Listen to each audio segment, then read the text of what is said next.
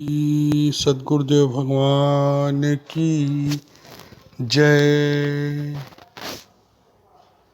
बंधुओं, मानस में जो तत्व निरूपण का स्वरूप है वो इतना सुस्पष्ट और सरल है, जैसा कि उपनिषदों में वर्णित है वैसी क्लिष्टताएं भी नहीं है और भाषागत सरसता के साथ विद्यमान है। गोस्वामी जी ने वेदों की जो तीनों धाराएं हैं, ज्ञान, उपासना और धर्मशास्त्रों के जो कर्मकांड हैं, उन सभी का वर्णन सम्यक प्रकार से किया है और उन्होंने ये स्पष्ट भी किया है कि कर्म कथा रविनंदनी वर्णी सारसाई ब्रह्म विचार प्रचारा। इस प्रकार श्री गंगा जी के माध्यम से भक्ति की धारा और सरस्वती के माध्यम से ज्ञान की धारा इस काव्य में प्रवाहित है। तत्व निरूपण की श्रृंखला में आज हम सबसे पहले अंतःकरण के जो चारों विभाग हैं उनका निरूपण गोस्वामी जी ने किस प्रकार किया है इसको समझने का प्रयास करेंगे। गोस्वामी जी की पंक्तियां हैं: हर्ष विषाद, ज्ञान अज्ञाना, जीव धर्म अहमति अभिमाना। बंधुओं, जब भी कोई जीव होता है तो जीव माने अंतःकरण, अंतःकरण से एक व्यक्तित्व बनता है और इस व्यक्तित्व में मन बुद्धि चित्त अहम की भूमिकाएं होती हैं जो हर व्यक्ति में अलग अलग तरीके से काम करती हैं। गोस्वामी जी ने सीधे सीधे मन बुद्धि का वर्णन न करके उनके धर्मों का वर्णन किया है। माने धर्मी का वर्णन न करके गोस्वामी जी ने धर्मों का वर्णन किया है। हर्ष और विषाद ये मन के धर्म है।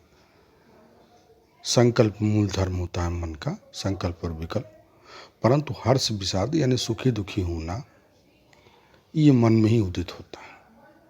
और ज्ञान और अज्ञान यानी किसी विषय की जानकारी और किसी विषय की जानकारी न होना ये सुनिश्चय बुद्धि का होता है।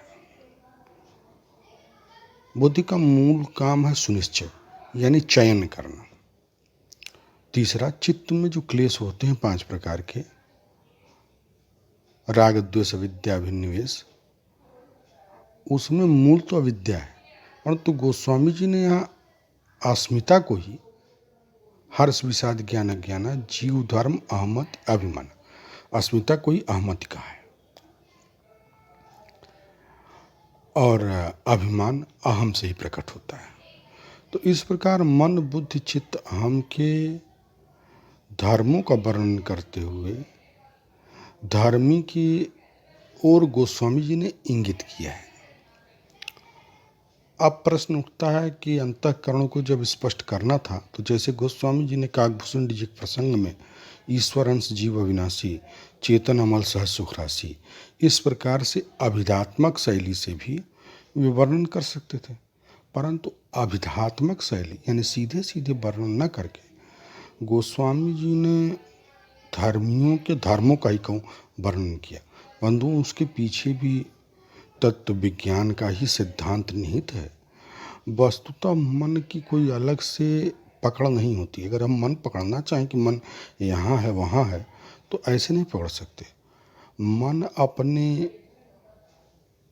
धर्मों के रूप में ही पकड़ में आता है। वो हर्ष के रूप में आए, विषाद के रूप में आए, सुखी के रूप में आए, दुखी के रूप में आए, संकल्प के रूप में आए, विकल्प के रूप में आए। तो इस स्थूल जगत में तो धर्म और धर्मी दोनों दिखाई देते हैं, जैसे सूर्य भी दिखाई देगा और सूर्य का प्रकाश भी दिखाई देगा, परंतु सूक्ष्म जगत में जो धर्मी है वो सीधे सीधे अनुभव में ना आकर के अपने धर्मों के माध्यम से ही वह अनुभव में आता है। यानी वह अनुभव गम्य यदि होता है, एक तो वो साक्षी भाष्य है, इंद्रिय भाष्य है नहीं, क्योंकि इंद्रियों से अंतरंग है मन बुद्धि चित्त हम। तो साक्षी जो अनुभव करता है वो धर्मियों के धर्म के रूप में ही उनका अनुभव करता है।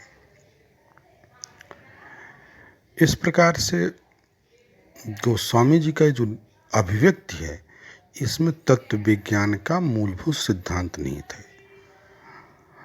मन के लिए हर्ष और विषाद, बुद्धि के लिए ज्ञान और अज्ञान। तत्व निरूपण एपिसोड 1 वॉच्ड बाय अविनाश चंद्र पाठक।